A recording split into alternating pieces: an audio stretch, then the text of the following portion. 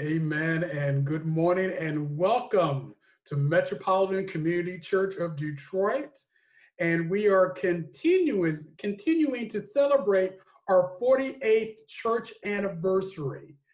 And we are also continuing our preaching series entitled Green Shoots, the green shoots of new growth. We are so very grateful that you have come to join us. And I would like to take the time now that if you have not given us greetings, and especially if you are visiting with us, to go ahead and say hello in the chat so we can give you proper greetings during this time. During this live Zoom service, we're also going to be doing a celebration of the life of our dear friend, Phil Griffin Sullivan, who we lost a couple of weeks ago. And we are very honored to have his husband, Tom Sullivan, on the Zoom with us today. We're going to be doing a celebration of of Phil's life at following our communion service. Speaking of communion, now will be a great time, if you haven't done so already, to gather the elements that you'll need to participate in our communion service. And you don't need to be a member of this church or of any church in order to participate. All you need is any bread or cracker that will symbolize the body of Christ, and any liquid that will symbolize the lifeblood. Again, we are so honored that you have chosen to be with us here today. And now I invite you to please bow your hearts with me in a word of invocation. Gracious Creator, we're grateful for this day in which we celebrate, which is also National Coming Out Day, the day in which we say thank you for helping us to step into our authentic selves, to tell ourselves the truth as well as those who are around us. We recognize that that great strength can only come from you. So God, because we have accepted ourselves, recognizing that you accept us, help us to share that love and that life with others. Bless your name, God, and continue to keep us close by you. It is in your wonderful and magnificent name we pray. Amen. Welcome to worship, everyone.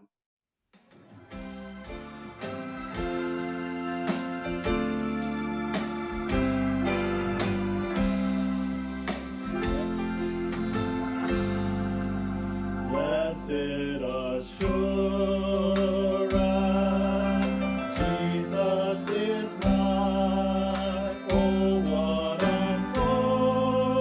foretaste of glory divine, heir of salvation, purchase of God, born of the Spirit, washed in Christ's blood.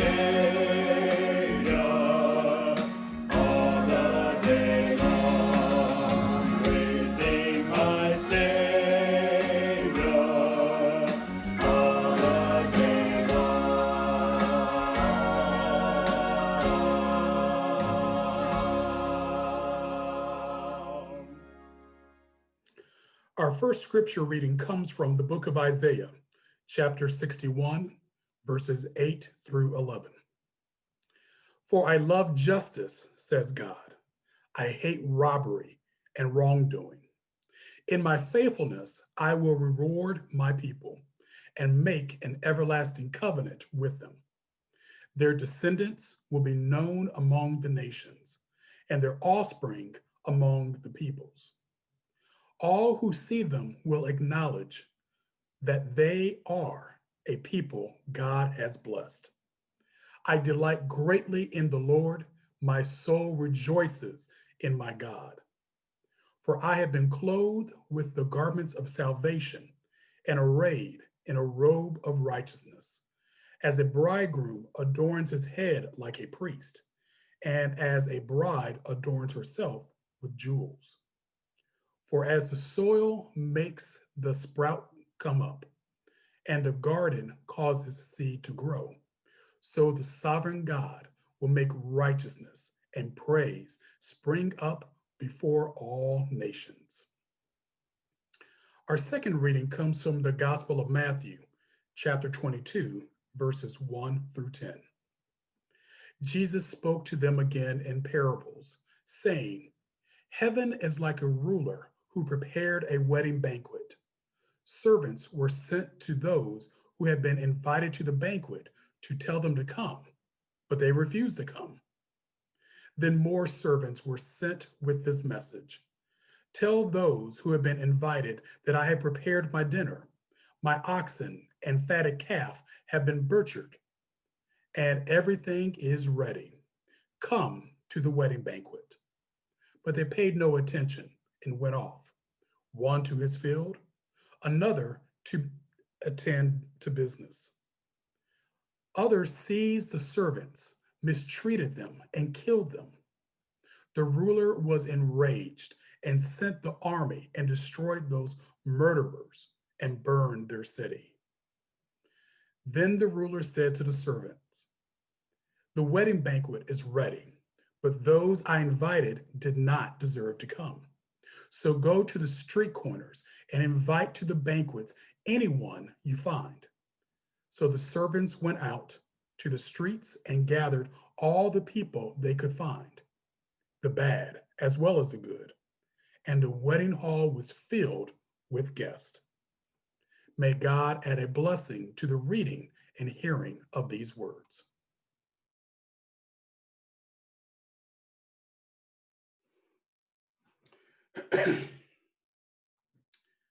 Today is one of the high holy days for the LGBT community.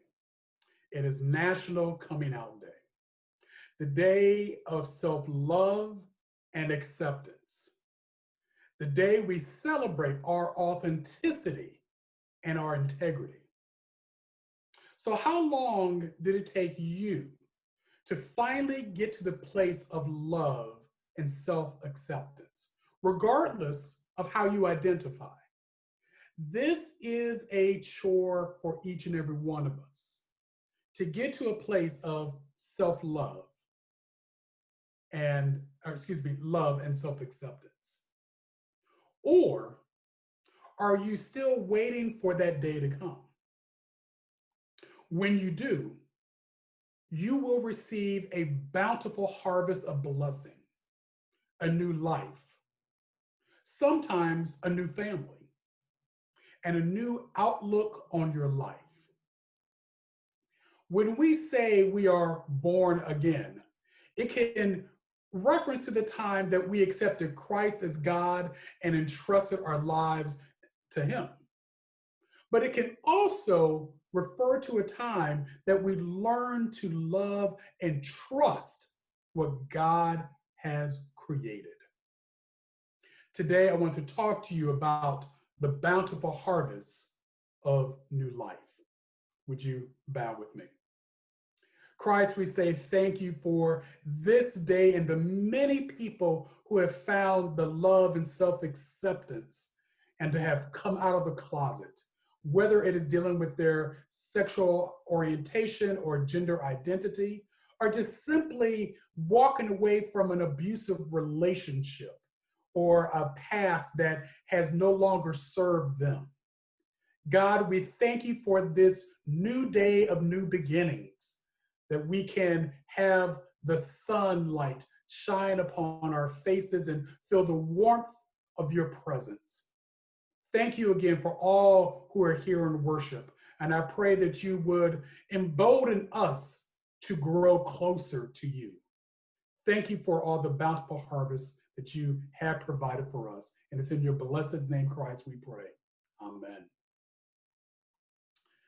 As I mentioned earlier, today is the conclusion of our preaching series, Green Shoots. The green shoots of new growth can only happen when you plant good seed. I shared about the challenges that we can face when it comes to growth. For example, if the soil is too shallow, the seed cannot take root. What if what was planted did not receive the proper attention? Then it won't grow.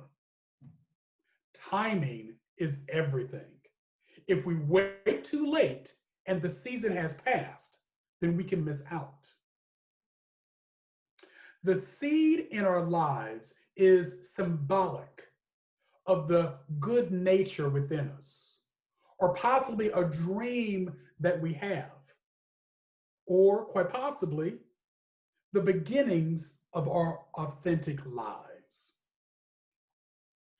The seed is also an investment of your time, your talent, and your resources that is meant to be a blessing in the lives of others.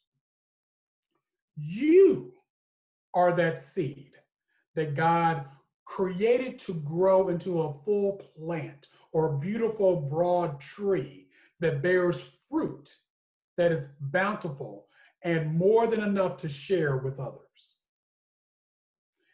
So it's very tragic when we don't reach our potential, or we see someone else in our lives and we know they are not living up to all that they can become. We may be able to envision a bountiful harvest for ourselves. However, we recognize it. But it is indeed sad when that vision for ourselves does not come to pass. Imagine how your life would be right now if you had never found the courage to be your authentic self. What would your life have been like? Would you be frightened and angry at others because you never found joy in your life? That has never been God's plan for anyone. God's intention is always for you to have blessings of joy, peace, and love. Not only for yourselves, but to have enough to share it with others, that you have a bountiful harvest to give away.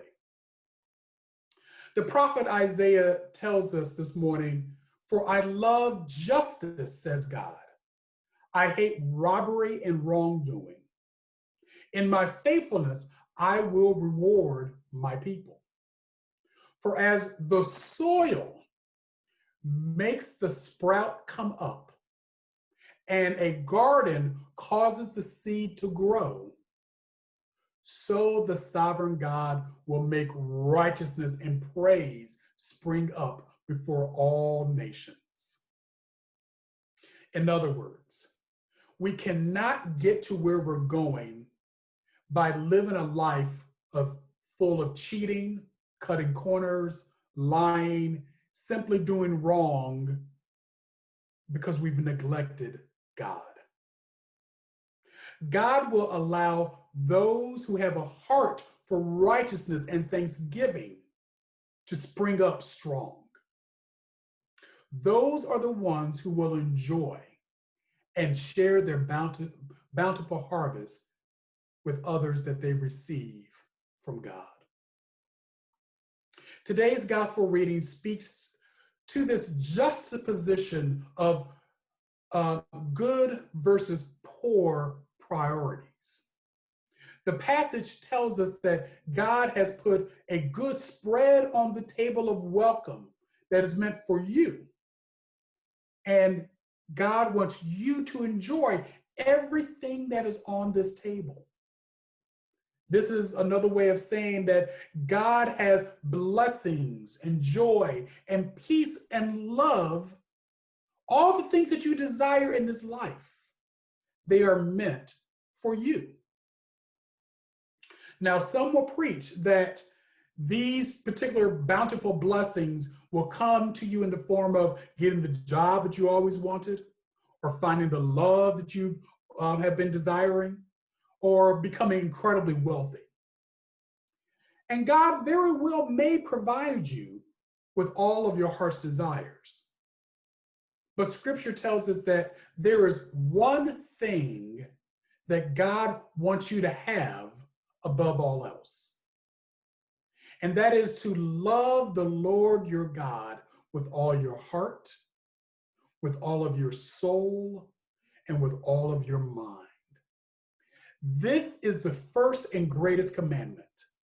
And the second is love your neighbor as yourself. All the law of the prophets hang on these two commandments. I love that particular passage because we oftentimes have prayers, God, I need this, I want that. But unless we plant the correct seed at the correct time, we're not going to receive what we've asked.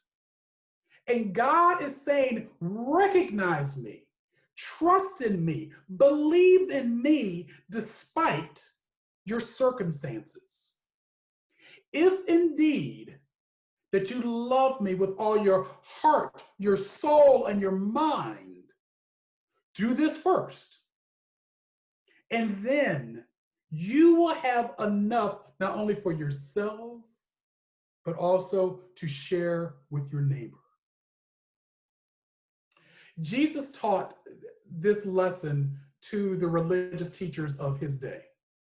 And so the question is, do you want to be happy? Do you want to be prosperous? Do you want to partake in this bountiful harvest? Then first, love your God. Second, love yourself so that third, you can love your neighbor. Now, I'm sure you may be like me that when I was a child in Sunday school back at my Baptist church, we were taught the acronym for joy. Jesus, others, and yourself, in that order. That's the way that you should love. Jesus, others, then yourself. But scripture teaches that we ought to love our neighbors as ourselves. That implies that we love ourselves before we love our neighbor. That simply means that we cannot love others until we first love ourselves, and we cannot love ourselves until we love God. I'm going to say that again. That Jesus, others, and yourself, that in order to love other people, you got to love yourself. But to even get to love yourself, you have to love God. Loving God to love yourself, and then you have enough to share with others. So that acronym is a little confusing. Love God first, love yourself, find yourself in God, and then you have enough to share with others. Now, getting back to God's good spread of this welcome table. In the gospel, Jesus told this parable about a ruler who was throwing a wedding banquet, not for himself, but for his son, which included all types of delectable foods that were prepared. Imagine you had prepared a wedding reception for your son or daughter, and no one showed up. Nobody came. You would be fit to be tied up, because it's a huge insult, especially if those who didn't come gave you flimsy excuses. Their priorities were poor. You mean you couldn't have enough decency to come and celebrate with me on this grand occasion, and I've created this grand spread for you? Oh, but you're too busy. Not only were they too busy and their priorities were poor, Jesus went on to say that they even mistreated and killed some of the messengers. Throughout history, the servants and prophets of God brought the good news of God's love for the people. God wanted them to love themselves, and so God knew they needed to know there was a creator who loved them. Love God first, then you can love yourself.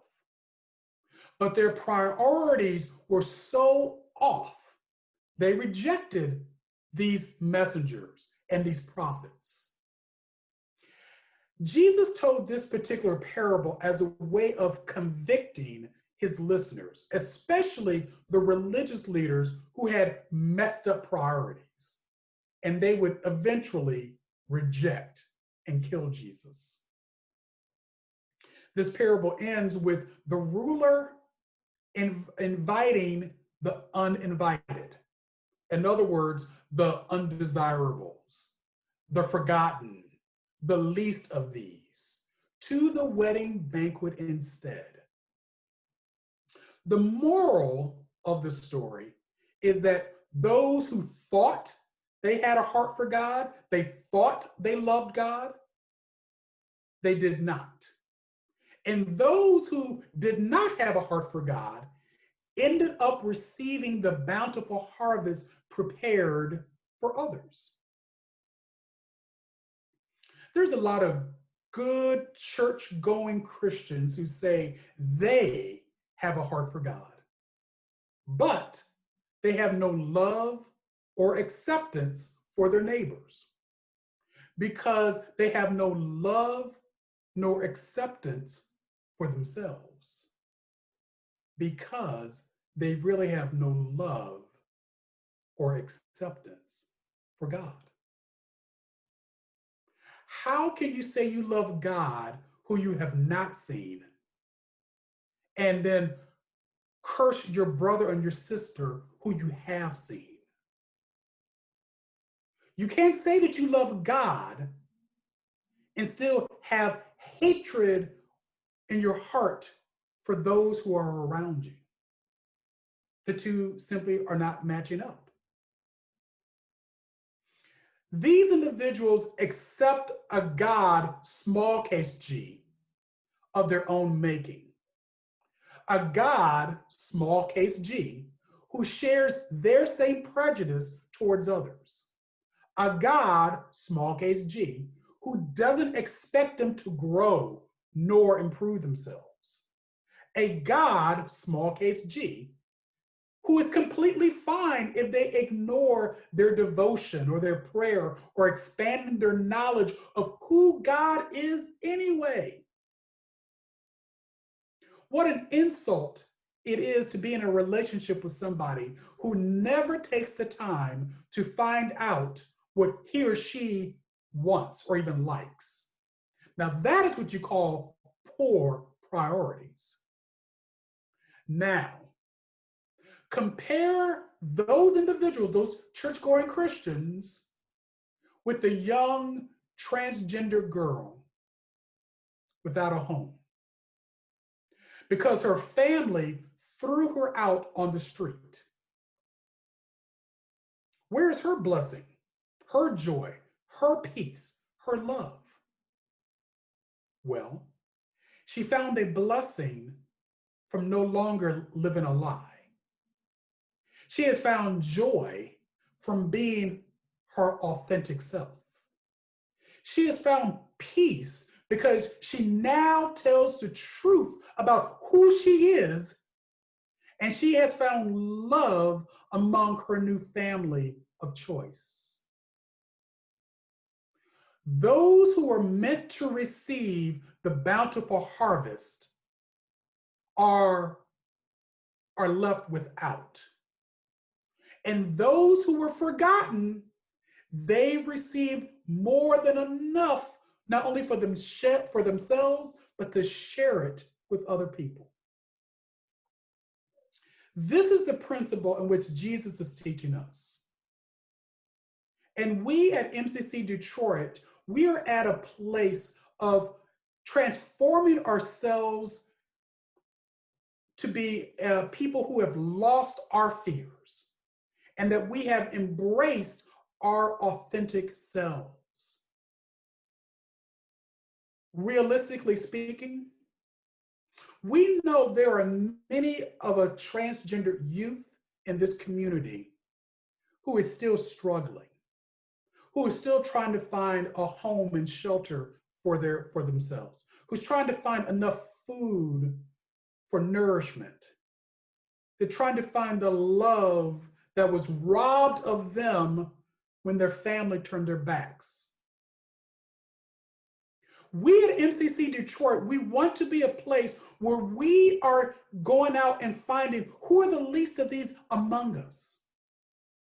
And can we have a radically inclusive congregation, church, and worship that would bring all of these individuals in to make sure that they feel safe, that they feel wanted, that they know God loves them so they can love themselves and then they can have enough to share with others.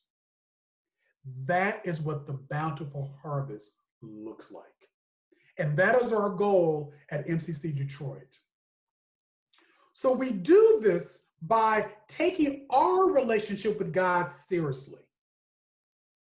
And we are loving God with all our hearts and all of our soul and with all of our mind. When we correct those priorities, then we will have the capacity to love and to share with others. On this National Coming Out Day, it is a perfect time to correct our priorities and join with God in creating a welcome table for all people, especially those who live at the margins of our society. We don't have to go too far, whether it's in Clawson or whether it's in Detroit or whether it's in Farmington Hills. It doesn't matter. Those who live at the margins of society are all around us. Do we at MCC Detroit have enough to share with others our bountiful harvest? That is the question of the day.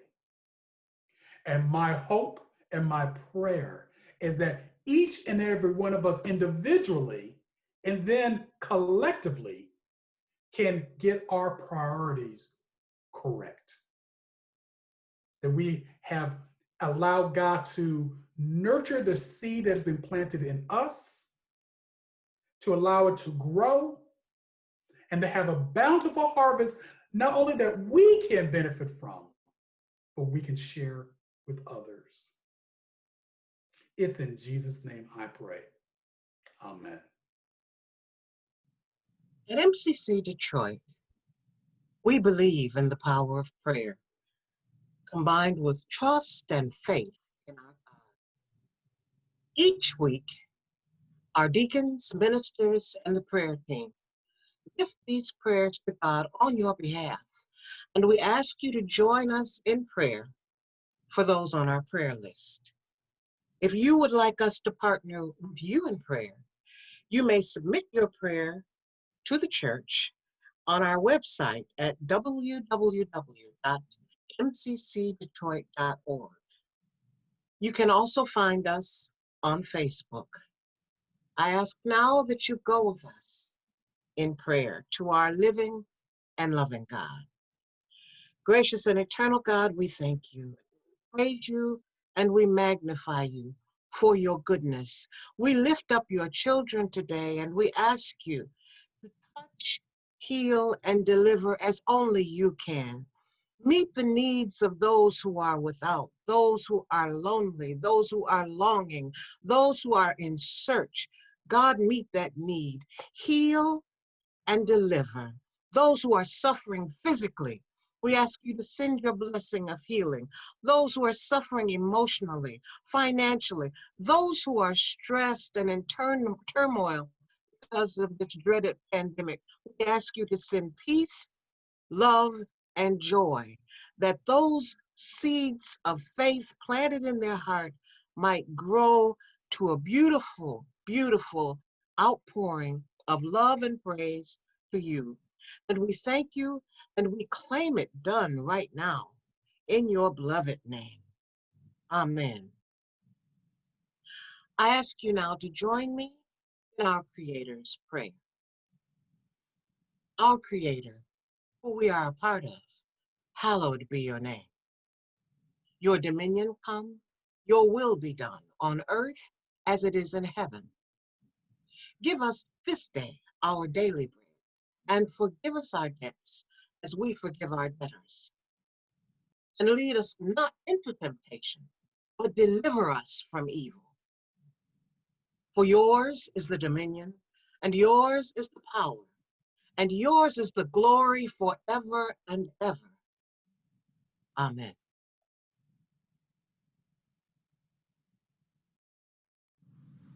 It's time now in our service for that portion that I have always found particularly meaningful ever since I've been coming to MCC Detroit, and that is communion.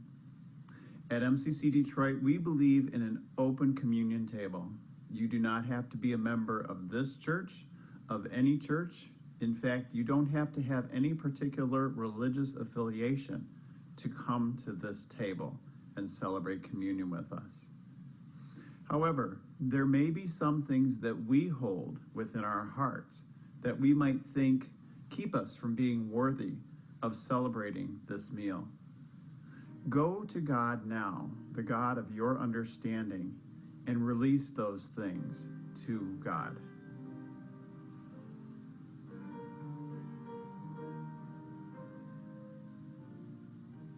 Awesome God, we thank you so much for hearing the silent petitions of the hearts of your children. Take these things that we have released to you, drop them into the sea of forgetfulness, where they will be remembered no more. Amen. It was on the night that Jesus was to be betrayed that he gathered with his friends in the upper room for a meal. During the meal, he drew their attention to himself. He took the bread, he blessed it, and then he broke it. And he gave it to each one of them there, saying, "Take, eat. This is my body, which has been broken for you." In a like manner, he took the cup. He blessed it, gave thanks for it, and he offered it to each one of them there, saying, "Take, drink. This is my love, my blood, which has been poured out for you. As often as you eat and drink, remember me." Will you pray with me? God, we thank you for these elements of grain and grape. Make them be to each one of us what we need them to be, the body of Christ. Won't you join me in this communion feast?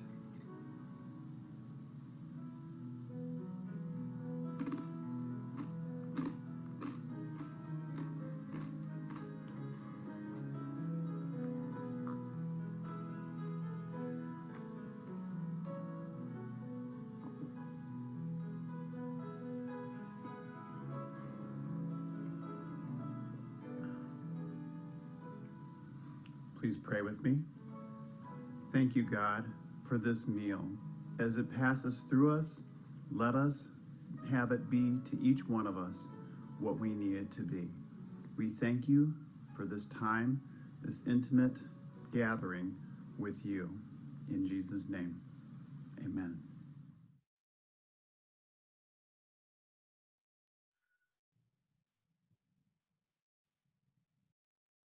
The obituary for Philip Marshall Griffin. Phil Griffin, born June 9th, 1948, the ultimate prayer warrior, walked into the loving arms of God on October 1st, 2020. Phil was the loving husband of Tom Sullivan for 25 years. Phil was a proud member of the Blackfoot tribe. Prior to running his catering business, PT's Catering, Phil worked as a chef at numerous restaurants in the Detroit area, including the Hotel St. Regis, and Phil loved traveling, camping, and spending time with cherished family and friends. He also earned doctoral degrees in linguistics and Spanish. Besides his loving husband, Tom, Phil is survived by his sisters, Patricia Griffin, Janice Griffin, Veronica Brooks, and his brothers, Freeman Griffin and Robin Griffin. Phil is also survived by numerous brothers and sisters-in-law, along with numerous nieces and nephews. Phil was preceded in death by his loving parents, Freeman and Elizabeth Griffin, and his brother, Jackie Griffin. From his brothers, Philip, aka Phil, attended Valley High School in Albuquerque, New Mexico, from 1964 to 1966. In the Albuquerque newspaper, Phil was known to be the first Black person of any family to go to Valley High School, and he graduated top in his class. During his high school years, Phil was involved in many athletic and academic activities. Some of the list consists as follows. He was a drum major, which led to many first-place competitions. Not only did Phil play the drums, he also played the trumpet. His trumpet was silver. He played in the high school band and went on to play the trumpet in the Rose Bowl parade and marched in California. Phil ran track as a sprinter and set many records during his 3 to 4 years at VHS. Phil earned many first-place awards. He earned a nickname during his track seasons of Ping. People would say it sounded like metal back up against glass when Phil's cleats would hit the track from every step as Phil flew down the track. He was well known for breaking track records and ended up appearing on the Johnny Appleseed TV show. He was accepted into West Point. He was also known around the school as Little James Brown because he was a great dancer. Every time he would wave his little white handkerchief around, the girls would come screaming once the handkerchief passed it.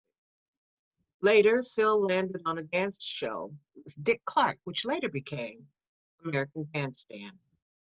Phil's academics, impressive, because during the time Phil attended school, African Americans not only had to prove themselves in sports, but in academics as well.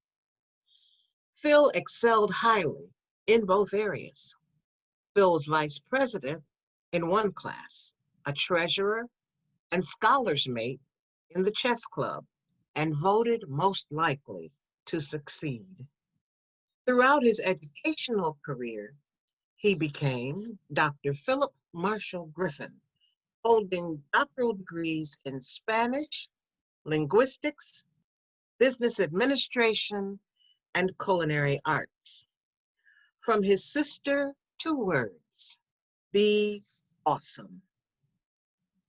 We also have a remembrance of memory from a good friend. Phil Griffin Sullivan was a dear friend, and he taught me a lesson I needed to learn. It was not his words, but it was his example. About 20 years ago, when I first started attending MCCD, Phil came into the sanctuary with his hat on. Now, in my stuffy Presbyterian background, And during a few of Rev Mark's sermons, Phil would say, "Preach it loud enough for all to hear." That was another no-no from my stuffy Presbyterian background. And I thought, maybe I don't want to commit to attending a church where people do this kind of stuff. As I got to know Phil, I saw that he was worshiping God in his own way. He introduced Don and me to his Aunt Mildred, who was visiting from Texas after service one day.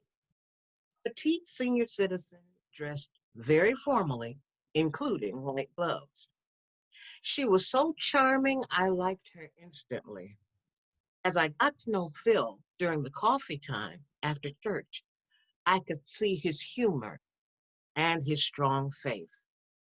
So I thought, would God care if Phil wore a hat in church? Probably not. So why should I even give it a second thought? Same for saying, preach it during a sermon. I suppose God would be grateful that Phil was moved by the words of God. Something in the sermon must have been important to him. Those were my lessons to learn, and Phil was the teacher.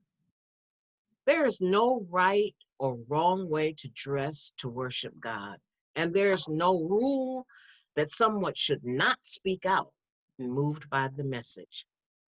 I am so glad that we continued to attend MCCD, that we became good friends with Phil and Tom. At the camping event in Holly last year, Phil and Tom parked next to Don and me, and we had a couple of days being neighbors and to share stories. Phil was blessed to have a partner husband as devoted and loving as Tom. And I ask my friend Phil to rest in peace, lovingly submitted by Bob Anderson. Amen.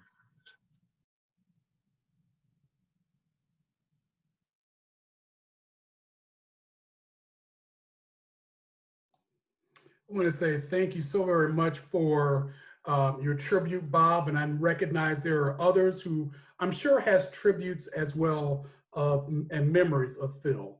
And if you would like to send those to the church, we'll be very happy to go ahead and do that. I also want to give acknowledgement to Tom Sullivan, his husband, who is here with us at this time. To continue with our announcements, I want to say thank you for all of you who have been able to remember MCC Detroit during this time we are not worshiping together, that you have been able to keep up with your tithes and your offerings. You can go to mccdetroit.org and find our give page and find the ways to give either electronically or for the PO box of our post office box, for our mailing address rather. Today is the final day for our stewardship campaign. Following today's worship service, we're going to have a congregational conversation, and I will give an update of where we are with our stewardship campaign. We are grateful for those who are partnering with us by either giving a one-time gift or a sustaining gift over the course of 2021. We greatly depend upon you so those green shoots and new growth can continue to be spread throughout this community. Go to MCC Detroit if you have not done so to find the link to make your pledge for our upcoming year, 2021. Coming up on Wednesday, October 21st at 7 p.m. is our grief group, and that is hosted by Deacon Paul Matson. And everyone is welcome, whether it is a recent grief loss that you've had or a loss that has happened quite some time ago. All are welcome. And now it is time for our closing song.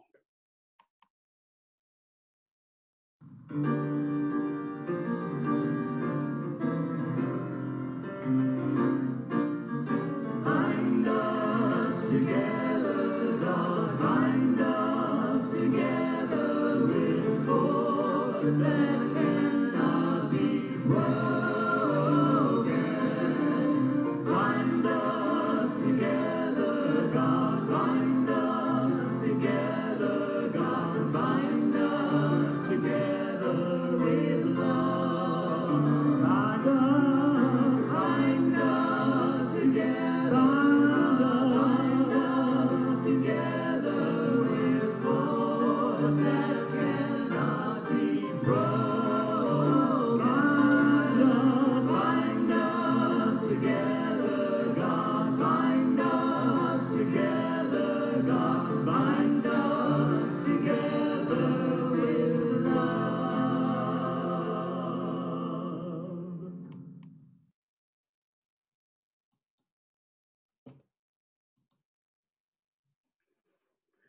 We are so grateful that you have worshiped with us here today at MCC Detroit online. And again, we invite those of you who would like to find out what some of our next steps are, how we've done in our stewardship campaign, and some of our green shoots for new growth for the future. We invite you to stay after, and we're going to have a congregational conversation. This is going to take place of our social hour. We're not going to have that so much, but we want to share some key information with you, and then also give you an opportunity to interact and ask any questions you may have. But before we move there, I invite you now to bow your hearts in a word of closing prayer. We love you and say thank you, gracious God, for yet another day of worship and to love you and to worship you.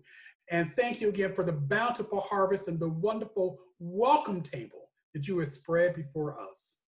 Help us with our priorities to truly make you the head of our lives so that we may in turn love and accept ourselves just the way you made us, and that we then may in turn love others, especially those who are without. Go with us, bless us, and we say thank you, God, for this day. In your magnificent name, Christ, amen. All right. We are now I'm going to switch gears here. I need to create a poll question. And so forgive me, I should have done this before.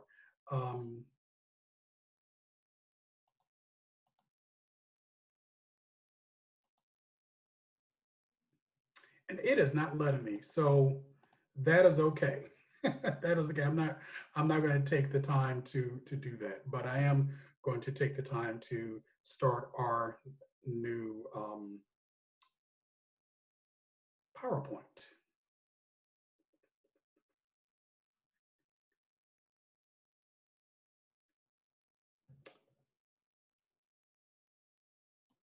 Be patient.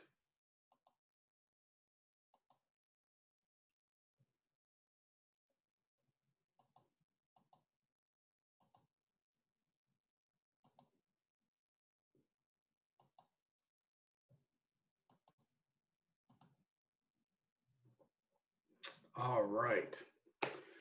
So we want to have a conversation with you about where we are and what our options are as we move forward. So first of all, I want to say thank you for all who have given of their time and their effort and even have donated products and or equipment to make our in-person services successful. I want to talk to you today about that, but before I do, I want to give another thank you to Jennifer Miracle Best. We know all the good and hard work that Jennifer has done in making us shine and look great.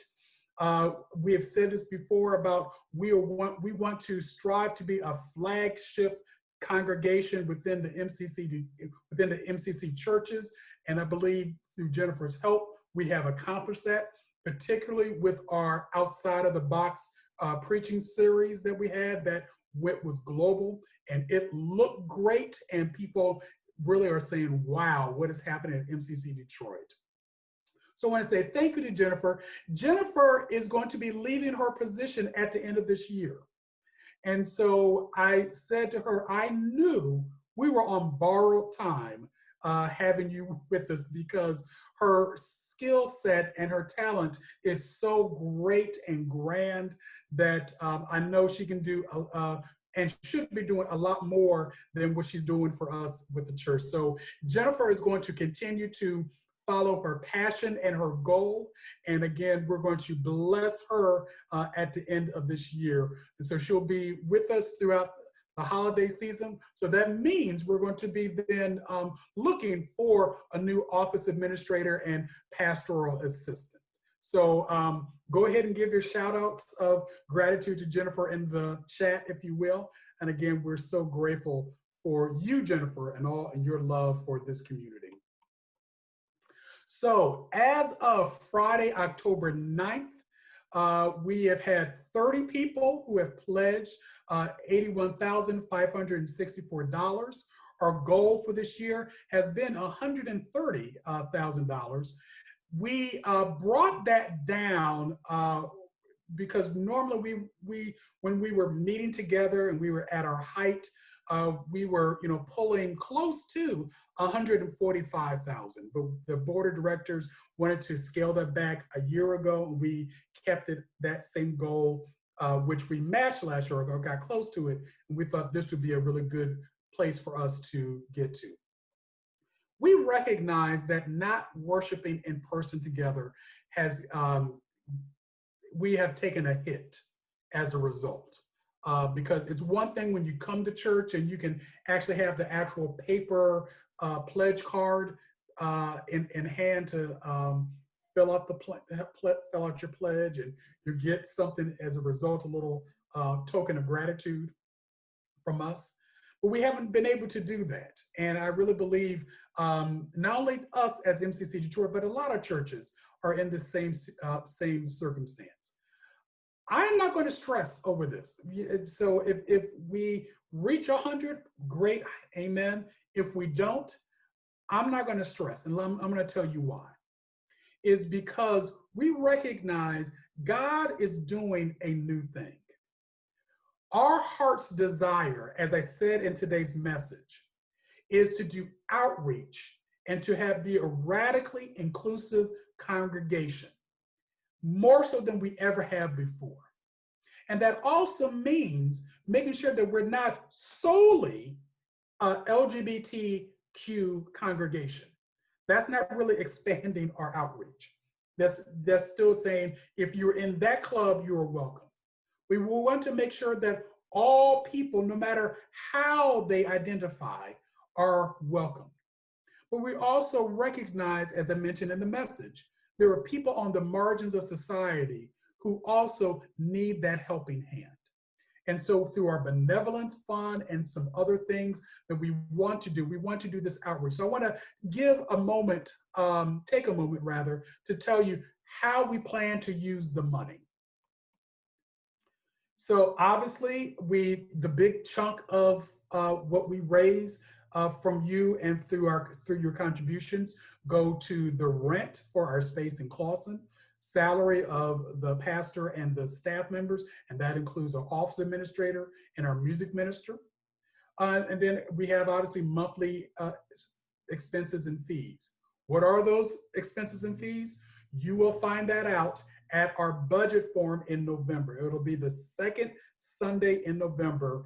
Our treasurer, John Wong, will be leading us in a budget forum to let you know how specifically we're going to use the money. But this is a broad stroke picture. We have ministry expenses that we would use the money for clearly. Worship, that means our altar, our music, our technology, fellowship time, programming, our benevolence fund, so we can share with other people. Advertisement. If you may remember this time last year when we were trying to put our budget together, we didn't raise the money that we hoped, and we didn't know if we could keep up our ads in between the lines. And so we made an appeal to people, couldn't you give above and beyond what you've already pledged or what you give on a Sunday, so that we can continue to have our ad in between the lines. You responded, and we've been able to maintain that. That is one of the biggest ways people find about who we are. And so we want to keep up that calling card. And then now, obviously, we have additional expenses such as masks and hand sanitizer, wipes, thermometers, and the disposable communion cups that we have. And again, I want to say thank you for all of you who have donated these products thus far. At this point, we have not charged the church because through the generosity of many of you, people have gone into their own pockets and have purchased these things for the church. So how do we plan to use the money that is raised? Continuing that question is new technology to support our live streaming capability. I've been very excited knowing it was coming. And for those who were with us on September 20th, whether you were at home or in person, we were able to do live stream. But you notice that, there were some glitches with sound and with the visual. And so that was our first time out of the gate, just like our first time on Zoom. We had a lot of learning curves that we needed to do. And we'll have those same problems when it comes to perfecting our live streaming capabilities. So what do we need? We need cameras to capture the pulpit and the choir areas and the PowerPoint projection. We recognize those of you who are at home on September 20th for our anniversary and ordination Sunday. You weren't able to see anything on the screen. So we need to have a camera that is facing the screen so you at home can see what is being projected. Audio capabilities to clearly pick up those who are on the altar and not surrounding noise. We recognize that that is vitally important to have people to make sure that they can not only see what's happening, but also hear clearly. We had some glitches even in this service today, and we apologize for that, but we want to improve. And in order to do that, if this is the way we're gonna go, we have to have the proper equipment so those at home have a quality experience, because we know what the alternative is. If you can't see clearly, can't hear clearly, you're going to tune out and go somewhere else. And then the Wi-Fi connections. I want to say thank you again to those who have donated this technology to make it possible for us to be connected in the sanctuary. We're connected in Connections Cafe. We're connected in the fellowship hall. And again, we're grateful to have individuals with the know-how and the resources to help us achieve that. So you may be picking up on a pattern.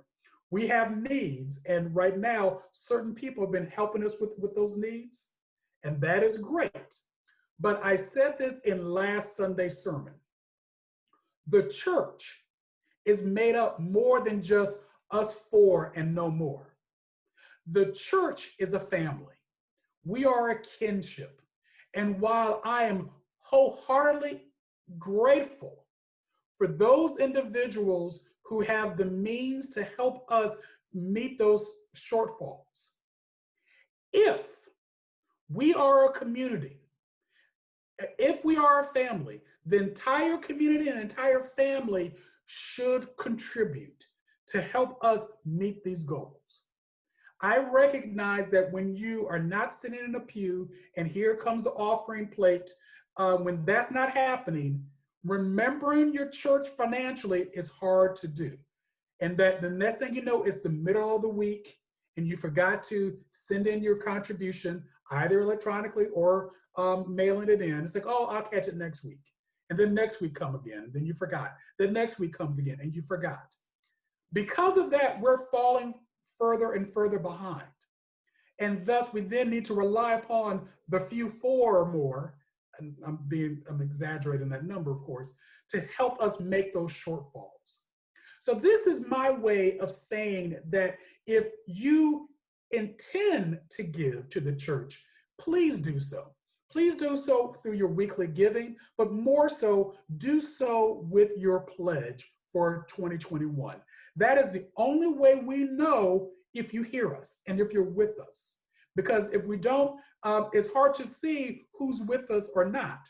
But when you are saying, Pastor, you can count on me, and here's what I can give. We greatly appreciate that. Lastly, we know that again, because of the pandemic, this has really hit a lot of people hard financially. And if you can't give, then we understand that. And that's going back to when I said, I'm not going to be so concerned and worried, because I really believe God is going to provide for us and provide our needs. And if we have a shorter budget than we're accustomed to, we will work within those means and adjust our outreach accordingly. So again, how do we plan to use some of those, to use the funds that are raised? We have just ordained 3 new pastors. Now, we're not planning to give the pastors a salary. I'm the only salaried pastor on staff. But it is good to give a stipend to those who work for God. Because I said so, not because I said so, is because it is scriptural. Luke 10:7 says, stay there, eating and drinking whatever they give you, for the worker deserve his, and I would say her, wages.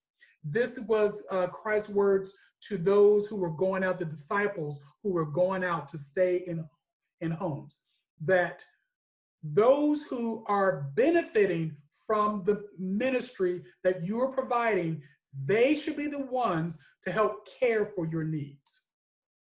Matthew 10:10, also what Christ said to the disciples as they went out. Take no bag for the journey, or an extra shirt or sandals or a staff, for the worker is worthy of their keep. Again, these are scriptural principles that if we want to have good priorities, our good priority is to say that we're not going to take advantage of those who are giving up their time and their talent, but we as a community should turn around and help support them as well. Lastly, from Leviticus 19:13, do not defraud or rob your neighbor. Do not hold back the wages of a hired worker overnight. These, again, are spiritual principles that I believe in, that I was taught as I was growing up. We at MCC Detroit, we have a particular culture when it comes to our giving. And today's message, today's sermon was about having the right priorities, having good priorities. And if we want to be in good alignment, we need to do things the way that are outlined in Scripture. And so again, creating a stipend for the pastor. And so, of course, the natural question is, well, how much are you talking about? Well, that's going to largely depend upon what our budget says for this upcoming year. I definitely want us to provide our pastors with something. We don't know what that will be, but we will make sure that we take care of our rent and our other obligations, and then we'll see what is remaining. If you've been traveling with us for at least a year, MCC Detroit has been engaged in a strategic plan. And so as we look towards our future, we have taken the time to review and revise our belief statement, our vision statement, and our mission statement. And I want to share this with you. You're going to hear more about this in detail at our congregational meeting, in which we'll vote on the new budget the 3rd Sunday in November. That is November 15th. But our unifying belief that we are driven by our inclusive God to become the most radically inclusive church serving Metro Detroit. We have the vision of a community where lives are transformed by the radical inclusion and committed fellowship inspired by the life and teachings of Jesus. And our mission, we embody God's radically inclusive love in everything we do. So you probably noticed something in each of those, that word radically inclusive. And in these days of social unrest and social and racial justice, where we can sometimes is that what we're trying to become? All we're trying to become is to say that it is unusual for any church to care about, let alone reach out and minister to, that young transgender girl who's been kicked out of her home. That is what we mean by radical inclusive. Just because we are an LGBTQ community, but if we're going to be in the suburbs where no one can get to us unless you have a car, that's not being very inclusive. We also recognize that we're going to be doing online worship for quite some time. And there are people who are in our church who are faithful members who have not tuned in because they don't have the technology. That's not being very inclusive. And we also recognize that when it comes to one of our priorities, when we found a new place, when we left Drayton in Ferndale and came to the Clawson Church, is we want to be more accessible for people to come to who are differently able to access our worship, our space.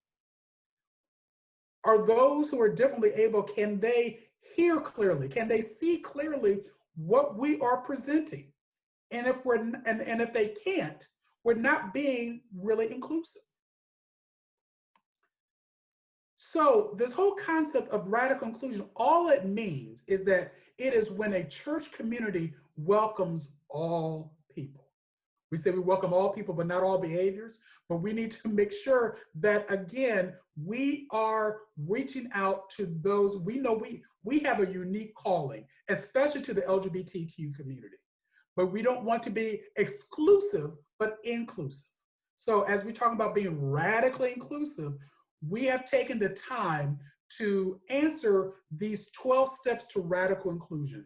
A couple of weeks ago, we had Bishop Yvette Flunder of the United Church of Christ take us through a wonderful workshop about what radical inclusion looks like at MCC Detroit. And so again, we are going to be presenting a plan to you at our November 15th congregational meeting about what that then looks like. But in the meantime, all that really means is this: we are going to be examining all of our ministries to remove barriers, cultural, physical, traditional, from participation. Again, we're not going to be too Pentecostal, we're not going to be too Catholic, but again, being inclusive of no matter what your Christian tradition has been, we'll do that. But what if I don't identify as Christian? But I really love this concept of coming into a space where I am valued. Can I come? The answer is yes.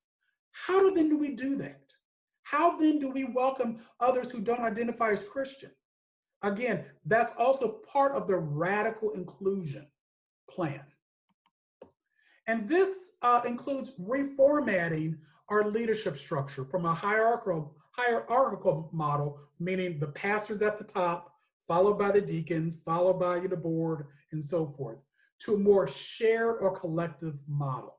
The fact that we are now blessed with 3 additional pastors, that is not the pastor and the junior pastors. We talked about that in Sunday school today. We don't have junior pastors, but we do have pastors and other ministers within our community. And so we need to move from a hierarchical to a more collective model. And we'll be sharing that with you as well. So what does our future hold?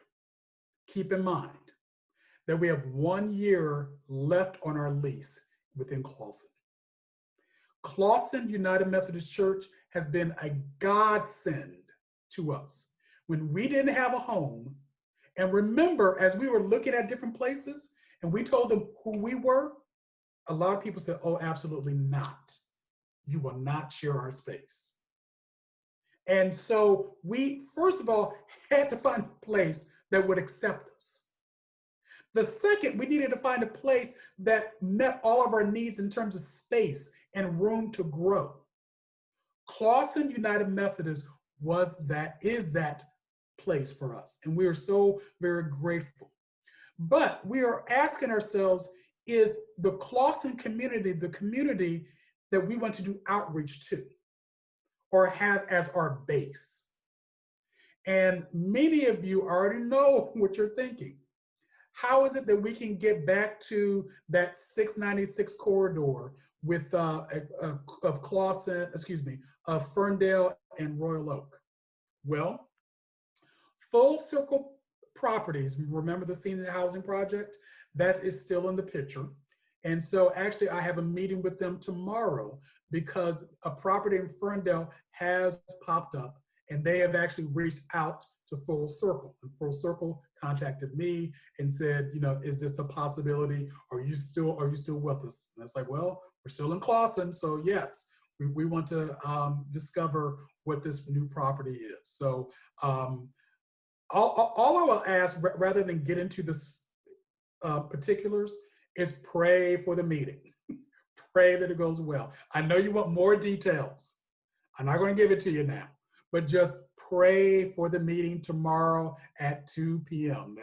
That's when I'm meeting with Full Circle and the owner of this new property. But here's the reality. Item number 2, Full Circle, does not jive with item number 1. We have a year left on our lease. Because if the senior housing project happens to come to pass, well, we need to make a decision. Are we going to renew our lease?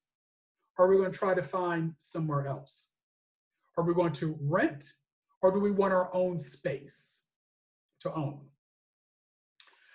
Two other places that you need to be aware of is that Affirmations and Ruth Ellis Center located in Highland Park, have offered space to us for our worship service. If we're talking about being this radically inclusive church, we also need to identify, well, who are those people we want to outreach to? And because we have a very unique outreach to the LGBTQ community, which is not going away, it will always be there. We recognize that these 2 community centers are key. If indeed we were to rent space at either or one of these two places, then obviously this is going to put us into the community where we want to outreach to.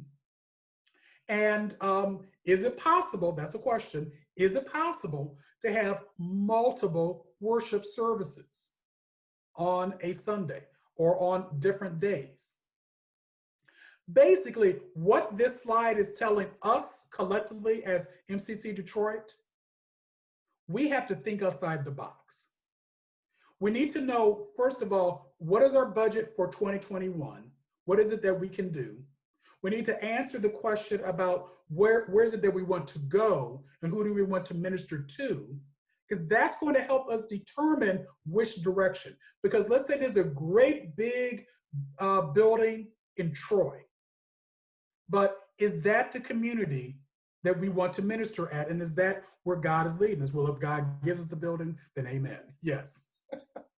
But if not, if we have to jump through a lot of hoops to try to get to a place that it's our own, but no one can find us because we're lost off the beaten path, is that what we want to do?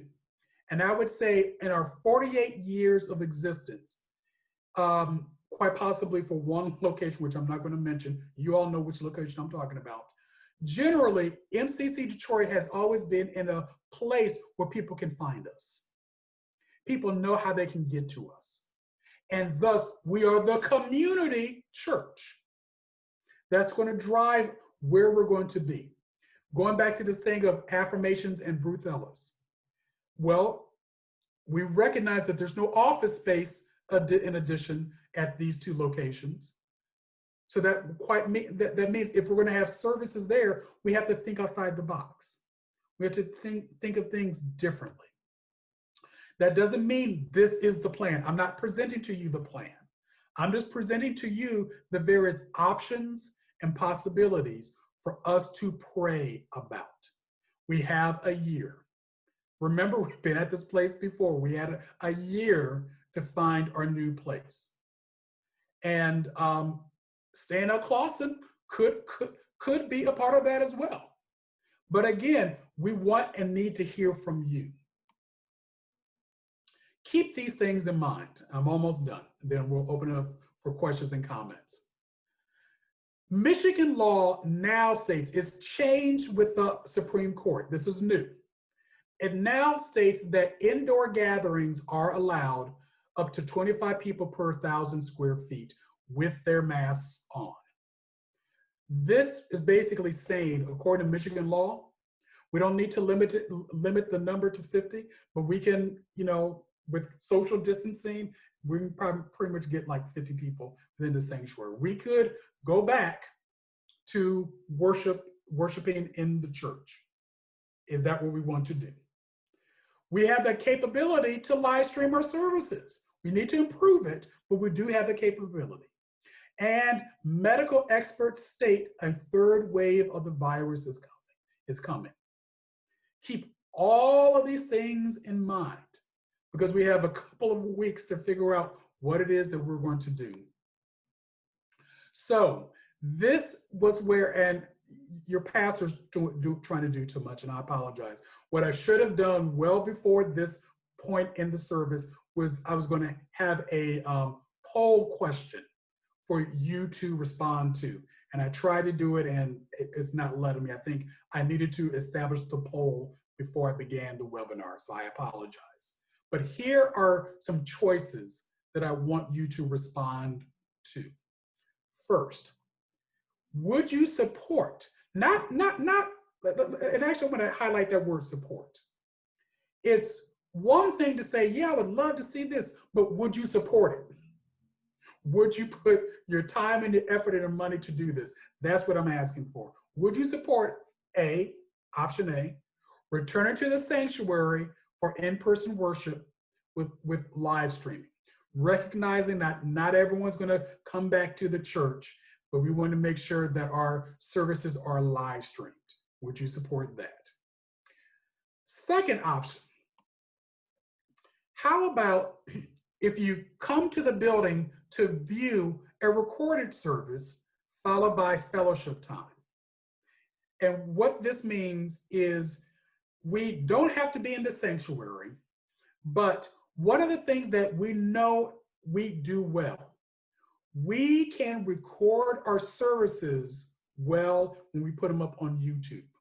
You can hear clearly, you can see clearly, you can have videos that don't lag and and the mouth is saying one thing, but the words are saying something different. When we do it on YouTube, that is great.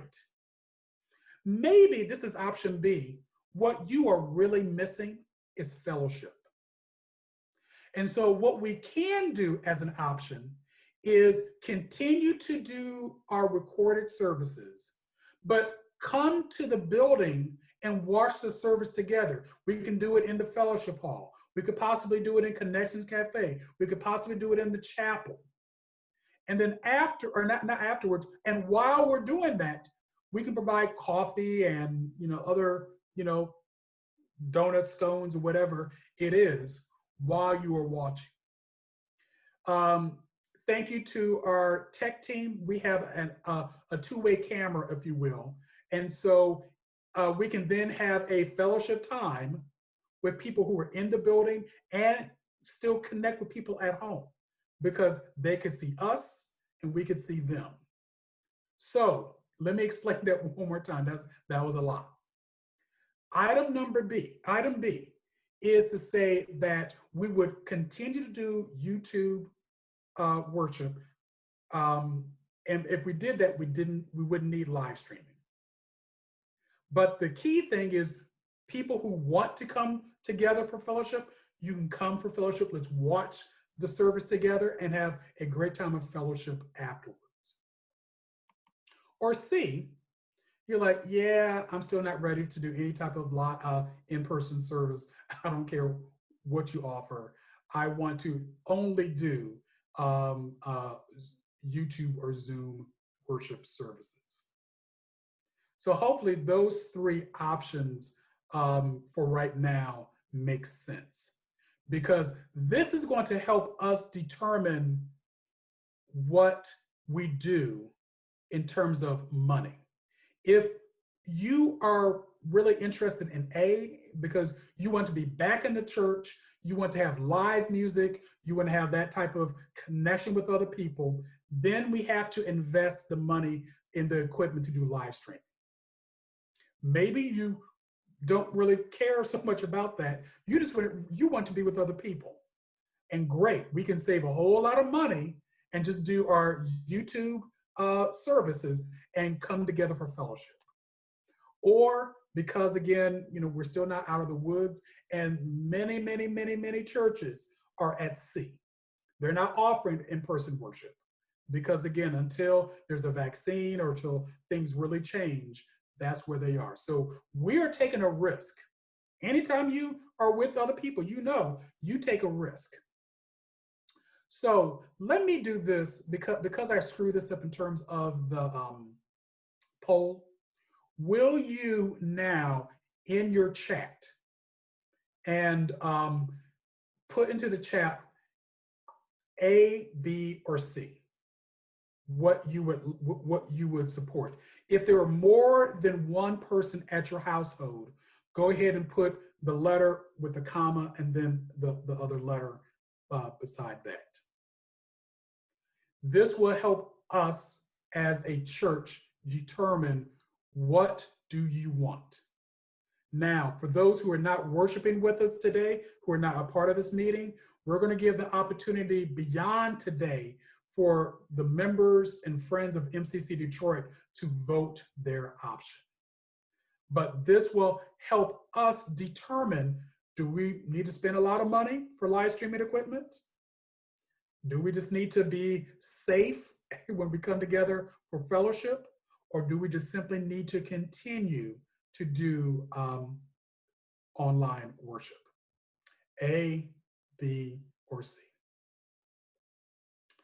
Lastly, and then I'm going to turn off this PowerPoint, and we're going to open it up for questions, comments, concerns that you might have, is at the end of this month, the last Sunday of this month, Sunday, October 25th,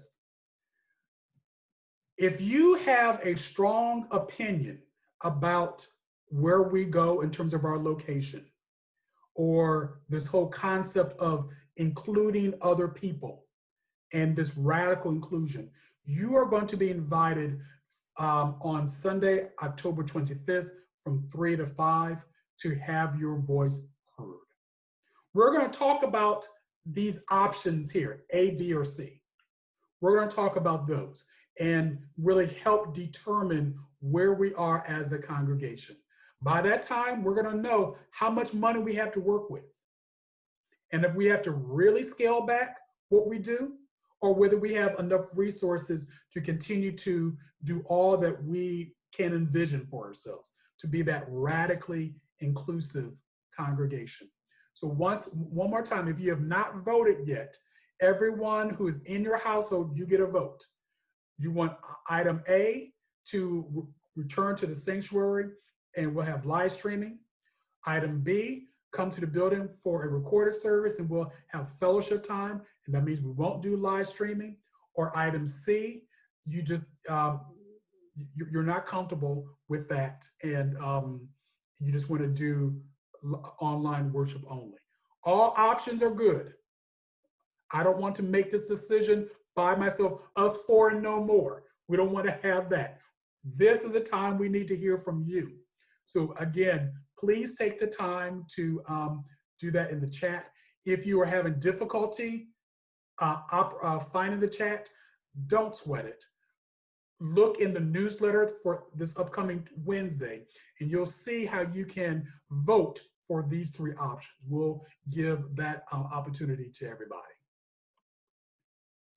So now's the time for any questions, comments, concerns, and for us to have a conversation. So I'm gonna do a couple of things so we can have this. We're gonna do it so we can see everybody and you can be unmuted. So first of all, I need to turn off the PowerPoint. Second, I need to promote all of you to talk.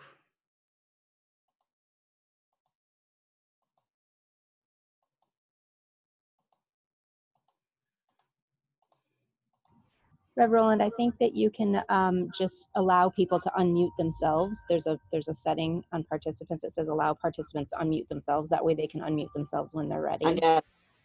Okay, good. Yes, thank you.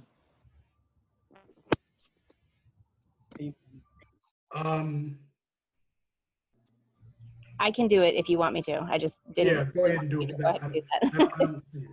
Okay. So now everyone is not necessarily unmuted, but they have the option when they're ready to speak to unmute themselves. Okay, do me a favor, Jennifer, mute everybody and then give everybody the permission to unmute. Okay, give me a second.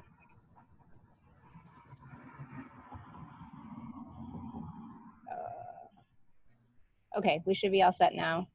I think everybody is muted but has the permissions to unmute themselves.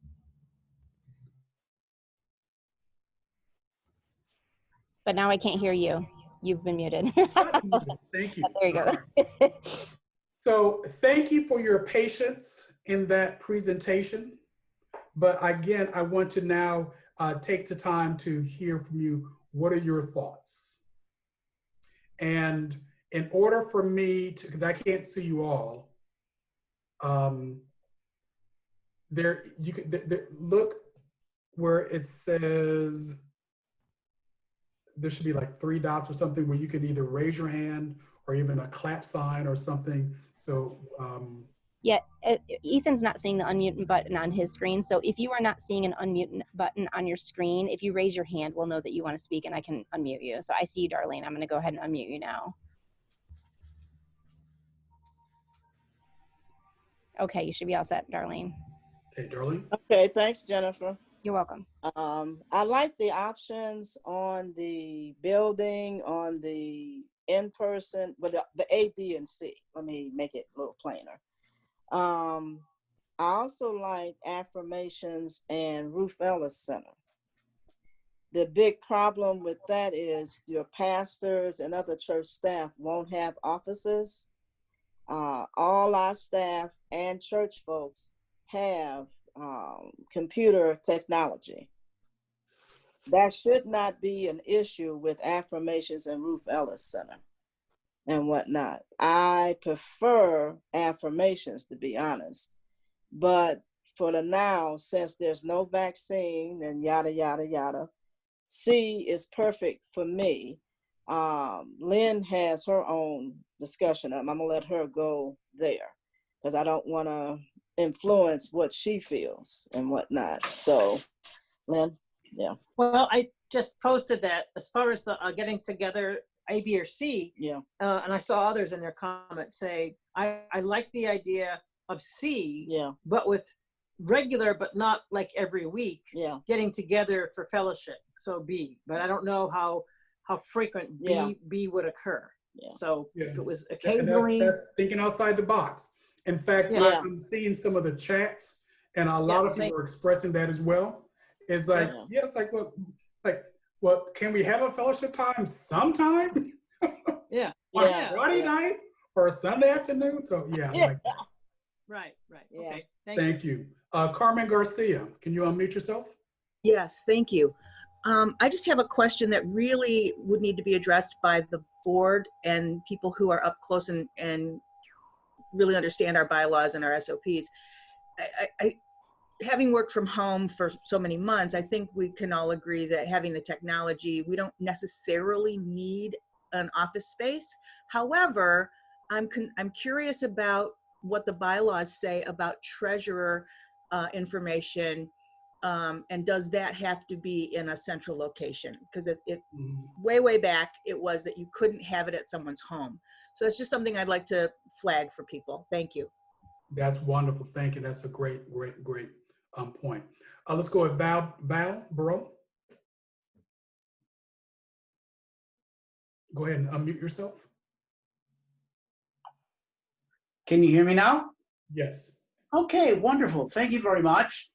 Quite informative. You went into a lot of detail, and that was all very good. My comments, since we have options, many of them, physical location was one of them. Affirmations and Ruth Ellis Center. I like them both. I think that Affirmations is an excellent place for the a more traditional. Yeah, what does traditional mean for us? A more traditional service, a more mature, if you will, service, as opposed to the Ruth Ellis Center, which is more youth oriented. Can we do both? Do we have the pastoral depth to do 2 services each Sunday? I don't know. But if it's not a regular thing, if this is going to be like the 3rd Wednesday, and what happens if there's a next? No, it's got to be regular.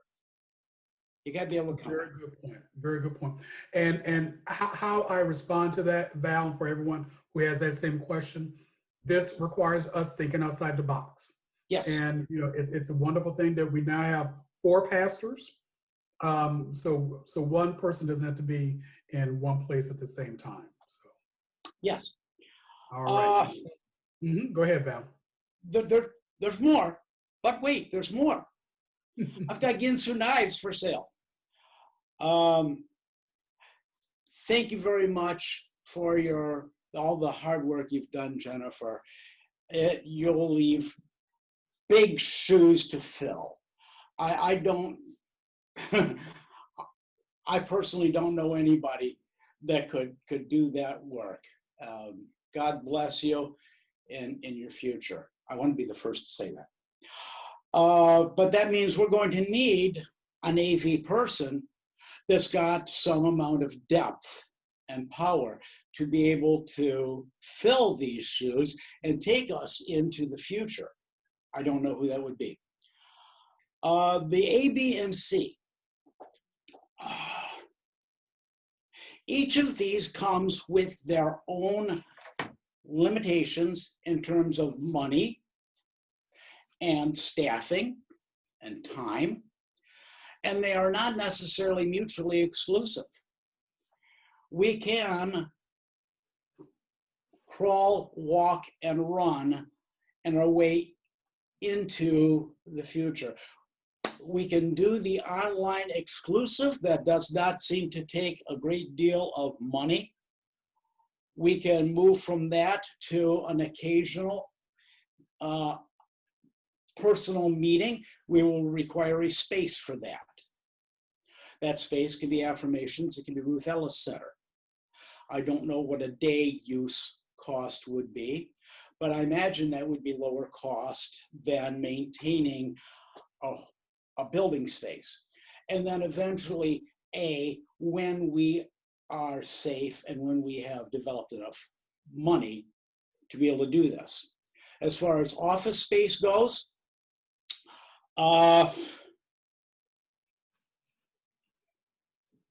we'd probably be putting an addition on your house a lot cheaper than renting space for a year. Thinking outside the box. And that's my 2 cents worth. Thank you so much. All right. So let me call on my next person who was in line. That is Felicia Porter.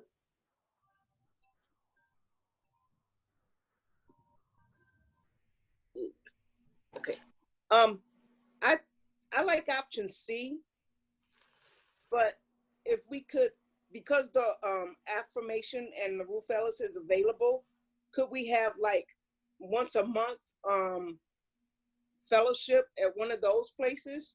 And that way everybody will get the fellowship and we'll still stay safe and we'll be on Zoom. So the people that want to see each other and fellowship, we could do that. And we'll also be exposing our ministry to the people at Affirmations and Ruth Ellis. So it'll give them kind of an idea of our ministry.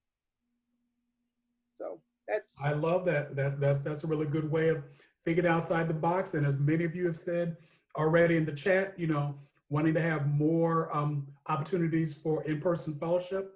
We're listening to that, and we'll take that into account. Christina, you're next.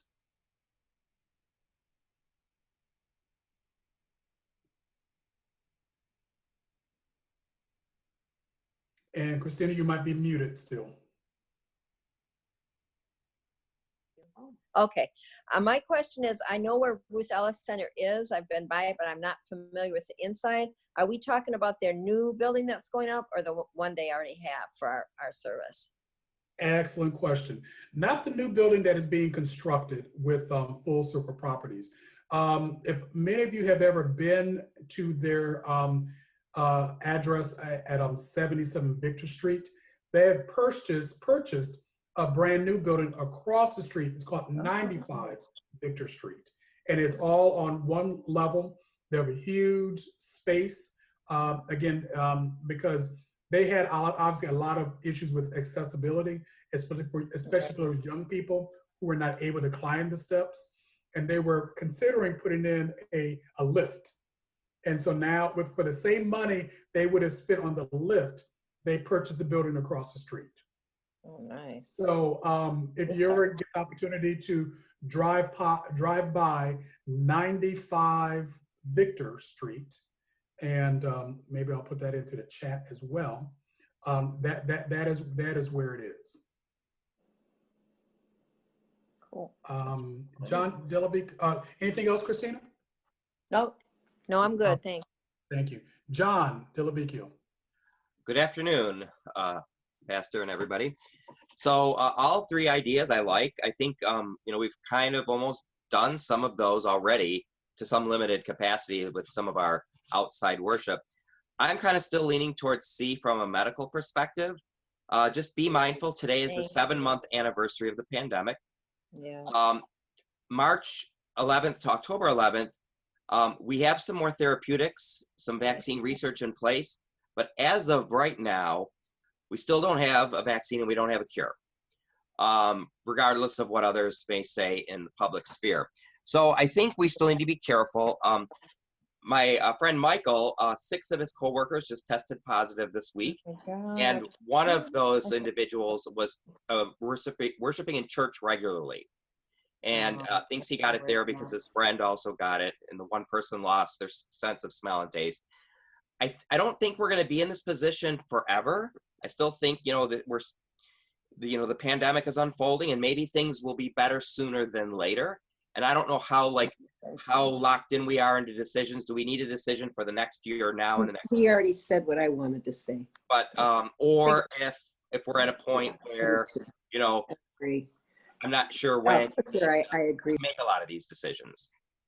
So, I'm kind of leaning towards C right now. And also too, looking at the pledging for 2021, I think we need to remain nimble as much as we can right now financially, and also maintain our health.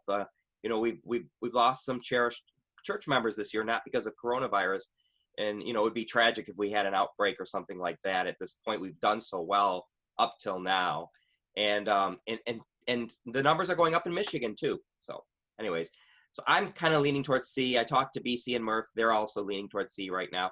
Not that, I'd love to be in person. The few times that we have has been nice.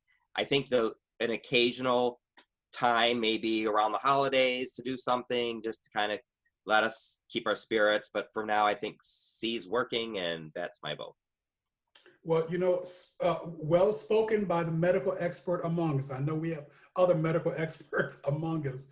And as senior pastor, I definitely want to provide the option that the majority of you will support. Again, this is so difficult for me to really know, well, what is it that the people want? Because I don't see you in person. Some of you I do, but the vast majority of you, I don't. And when we're on YouTube, that distance between us is even further. So I greatly appreciate having this conversation. So let's take the people in the order that I see. We got Marilyn, we have Jim Hartoon, we have Ronald Moore. Hi. Hey. You hear Marilyn? Yep. Okay. After hearing John, I kind of went from B to C with my vote. Yeah, it might be a little too soon to get together every week or anything like that, but I'm really open to the option of looking into affirmations or Ruth Ellis Center or the building to buy in a year that you mentioned after our contract runs out with the current space, and to keep all those options in mind as we're doing our video services.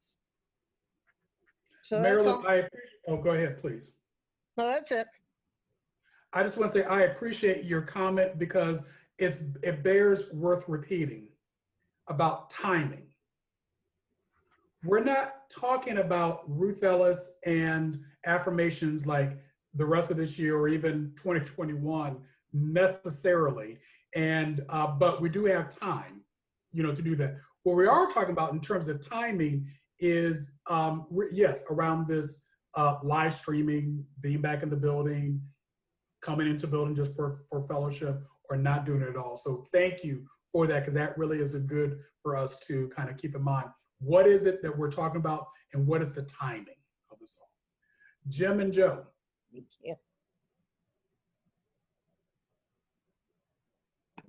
Okay, there we go.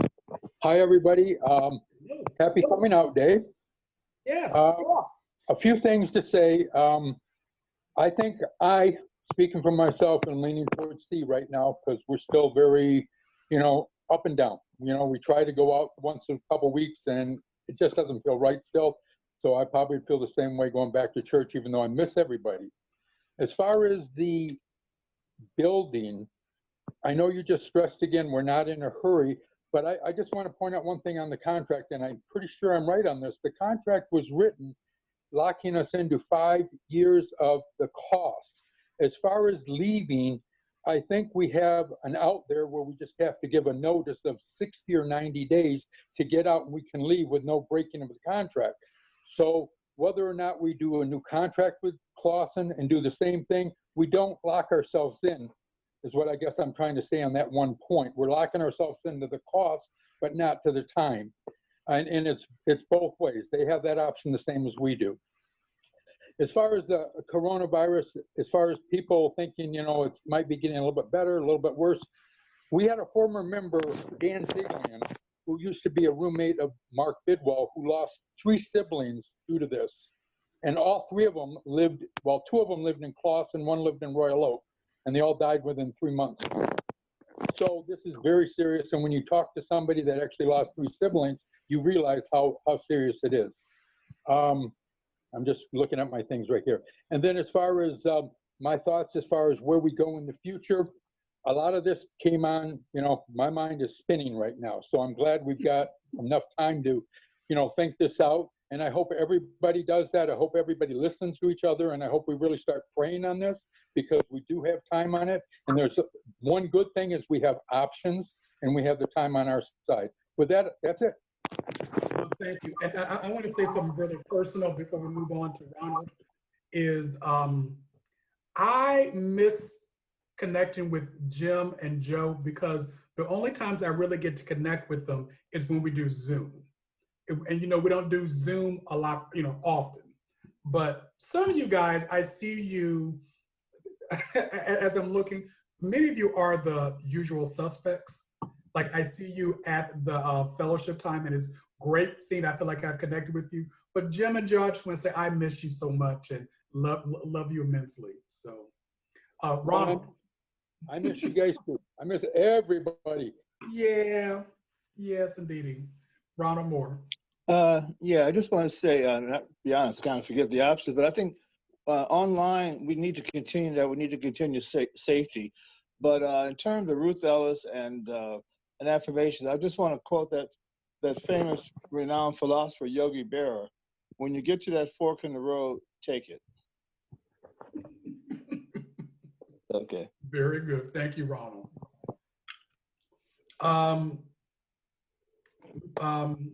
Jennifer, and you can, and I know you're logging your hours for this today. Would you mind for me, maybe you've already done this, the transcript for this meeting will be saved, but will you go back through the chat and record the various options? Yes. And I think Bob Anderson is next. I don't know if you saw he had Yeah, Bob is next. I saw him, but I wanted to get that on because Yeah. if we don't have anybody else, we're going to end the meeting. So, Okay, let me grab Bob, the book real fast. Brother Bob and Don, you guys are up next. Do we have an idea of the cost of what it would take to meet at the Ruth Ellis Center or at Affirmations? Would that be cheaper than renting at Clawson? Yeah, well, because the executive director of Ruth Ellis is a member of MCC Detroit, it would be little of nothing and maybe nothing. And that is a conversation I've had with Jerry about that, because actually Jerry was the one who brought it up to me and made the offering. So we don't know until we really kind of go in that direction. Affirmations also, Dave Garcia approached Shannon Silvernail almost 9 months ago. And it was before we went into lockdown, and approached and said, no, forgive me. No, it was before lockdown, because he said currently Affirmations is not open on Sundays. So in a sense, we would have the run of the building and their kitchen area. Clearly we would have to pay something there. This much I do want to say, that Affirmations is having their own, they're not back open to full capacity. That's what I'm trying to say. So it's not like we can start Affirmations right away, but we would need to ask and find out what that would be. In terms of the options, I like the C option, where we know we're safe all the time and have access as we have to our service. But like once a month, pardon me, once a month meeting at the church for a fellowship, that meant a lot a couple of weeks ago. Wonderful, wonderful. So let me say this, once I figure out the best way to capture people's votes on A, B, and C, look at the newsletter.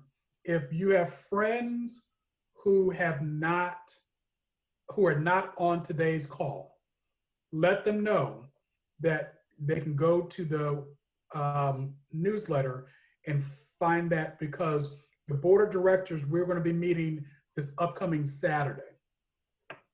And by that time, I'm hoping we get a good enough response from our membership to really figure out which direction we want to go. So thank you, John, for putting that in there. We will record that.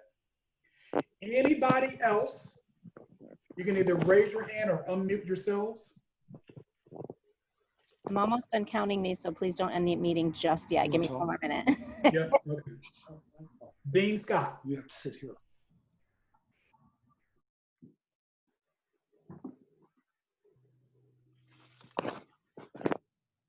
You can unmute yourself, Dean.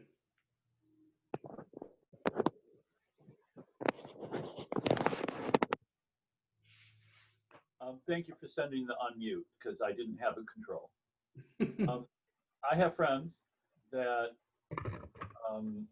they have limited capacity. They can't do Zoom on their phone. They've never been able to do it. And they are only able to attend YouTube, but they, at this time, because of their health, they'd not be able to choose A. Yeah. Dean. They're still on chemo. Yes. Yep. Yep. And thank you for saying that, because there is still a good percent, not a large percentage, but there's a percentage of people who are MCCDers who are just either tech phobic or don't own various technologies, and they just simply have not connected with church. So that's one of the reasons why we were hoping to do this. And but again, you have given the leadership a lot of great food for thought. I am so glad we had this conversation. So glad we had this time together, because you really have helped me with getting the pulse of what it is that you want. So, Bob, did you have your hand back up, or is that from before?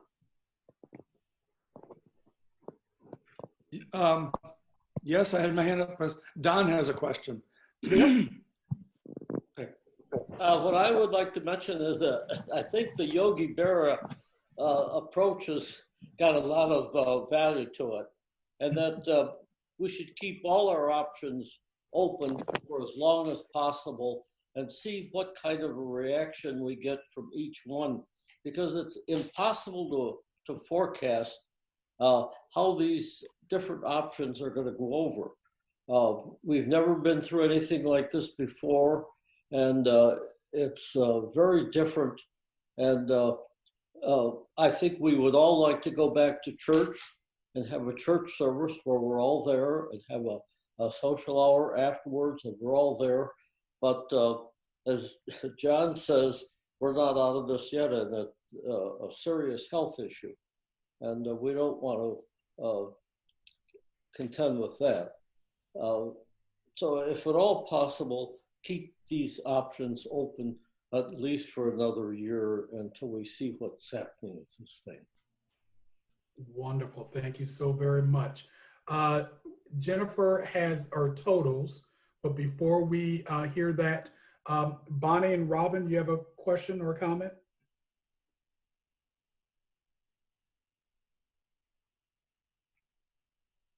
And you have to unmute yourself. See if I can.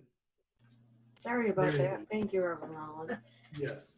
This is Robin Noel Eberts, and I was actually in favor of A or B going into this, but after hearing John Delvecchio speak, I'm definitely thinking that C would make more sense, especially for myself. I'm immunocompromised due to my health conditions, and I think if we were to do or stay open to the idea of convening once in a while for fellowship, that would make a lot of sense for the people that feel safe doing that.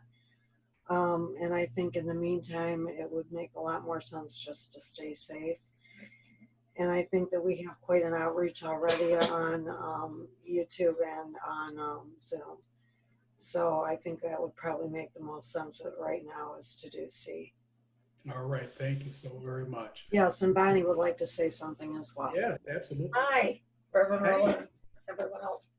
Yeah, I like the idea of going into the sanctuary. However, with B, the question I had was, it said that if we do an in-service, it's going to be a recording. And I'm not sure how that works if you're in the sanctuary, but I like the idea of having a social hour as well, because I miss my friends there, and it's hard to get together. So, so I like A or B. Mm-hmm. See if it's mandatory, but I'm kind of leaning towards A and B. Yeah. So with B, what we would do is continue to produce our YouTube services, so people at home can watch it at their leisure. People who come to the church, we would watch that quality production and then have fellowship time afterwards. So hopefully that makes sense. I like that idea. Okay. Dean, you have your hand back up?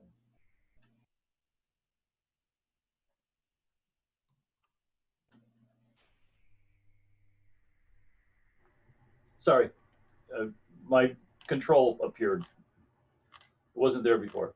Mm-hmm.